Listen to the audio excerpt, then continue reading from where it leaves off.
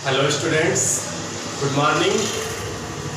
आज हम लोग क्लास 8 विषय हिंदी में जो तीसरा अध्याय है जिसका नाम है जब मैंने पहली पुस्तक खरीदी। जो तीसरा अध्याय क्लास 8 हिंदी में है जिसका नाम है जब मैंने पहली पुस्तक खरीदी, जिसके कुछ भाग को यानी इस पाठ के कुछ भाग को हम लोग पिछले वीडियो में पढ़ चुके हैं। आज बाकी का जो बचा हुआ भाग है उसके बारे में हम पढ़ेंगे।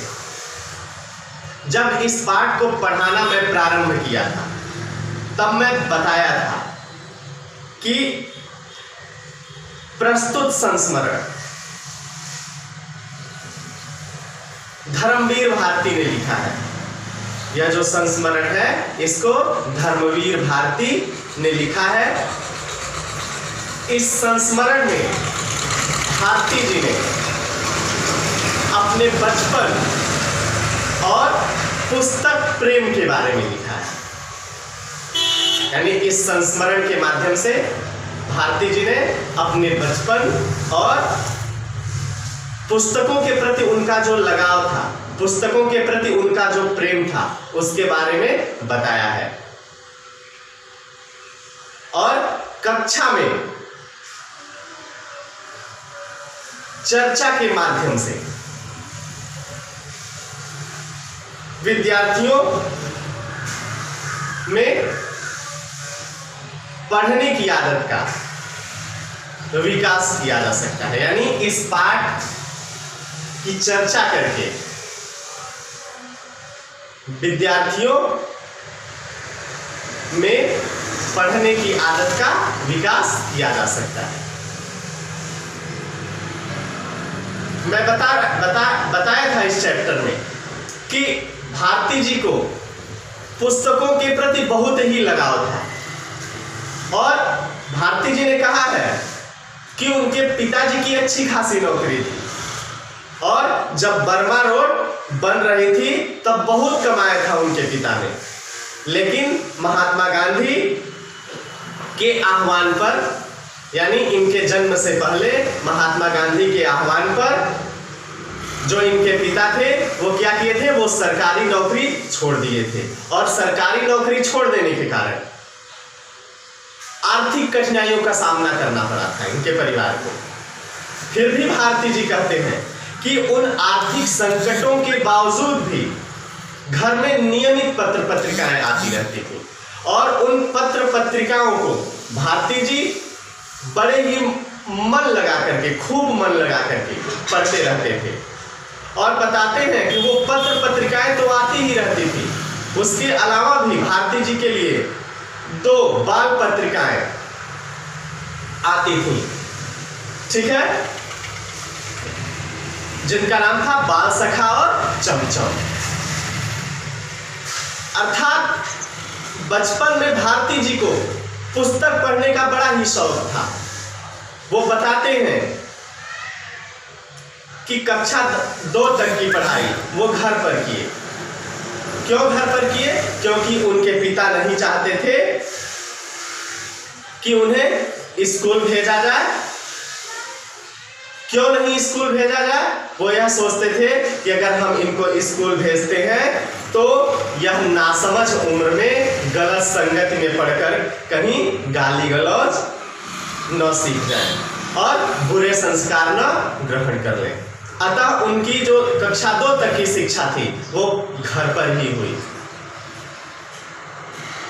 उनकी माताजी निरंतर चिंतित रहती थी कि यह जो बालक है, यह जो उनका बच्चा है, वह अपनी विषय से संबंधित पुस्तकों को न पढ़ने के बजाय अन्य पुस्तकों को पढ़ने में मन लगाता है। वो चिंतित रहती थी कि कहीं ऐसा न हो कि यह बच्चा आगे चल करके साधु बन जाए। लेकिन उनके पिता यानी भारती जी के पिता समझाते थे कि यही पुस्तकें आगे चल करके काम आएंगी। कक्षा 3 में इनका विद्यालय में एडमिशन कराया गया और इनके पिता इन्हें समझाए कि जितना तुम अन्य पुस्तकों को पढ़ने में मन लगाते हो, उतना ही मन अपने विषय से संबंधित पुस्तकों में लगाओ, जिससे तुम्हारे माता जी का जो टेंशन है वो क्या हो जाए, दूर हो जाए। और माता और पिता के प्रयास, और भारती जी कहते हैं कि मेरे खुद के प्रयास से तीसरी और चौथी कक्षा में ये, यानी तीसरी कक्षा में जब इनका दाखिला स्कूल में कराया गया तब ये अच्छे अंक, मतलब तीसरे और चौथे क्लास में अच्छे अंक प्राप्त किए, और 5वीं कक्षा में यह प्रथम स्थान प्राप्त किए, जिसके कारण इनको 2 अंग्रेजी की पुस्तकें इनाम के तौर पे मिली। चूंकि कक्षा 5 में यह प्रथम स्थान प्राप्त किए और अंग्रेजी विषय में इनके अंक सबसे अधिक थे, इसलिए इनको इनाम के तौर पर 2 अंग्रेजी की पुस्तकें मिली। जो 2 पुस्तकें मिली थी उसमें एक में 2 छोटे बच्चे घोंसलों की खोज में बागों और कुंजों में भटकते हैं, और इस बहाने भारती जी को पक्षियों की जातियां, उनकी बोलियां, उनकी आदतों की जानकारी मिली। और जो दूसरी पुस्तक उनको पुरस्कार के तौर पे मिली थी, जिसका नाम था ट्रस्टी द रग, उसमें जहाजों की कथाएं थी।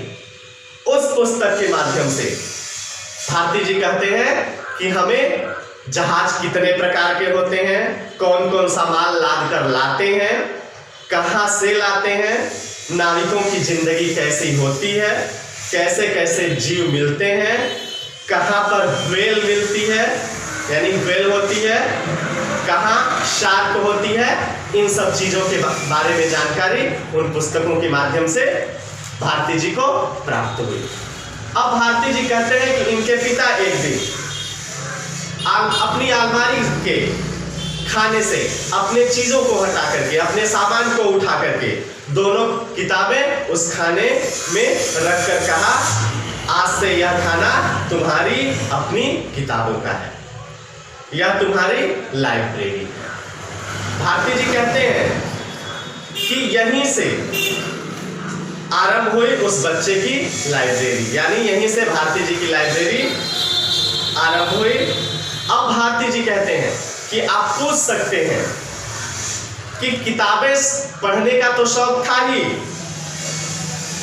किताबें इकट्ठी करने की समय क्यों सवार हुई? इस पर भारती जी बताते हैं कि बचपन का एक अनुभव है।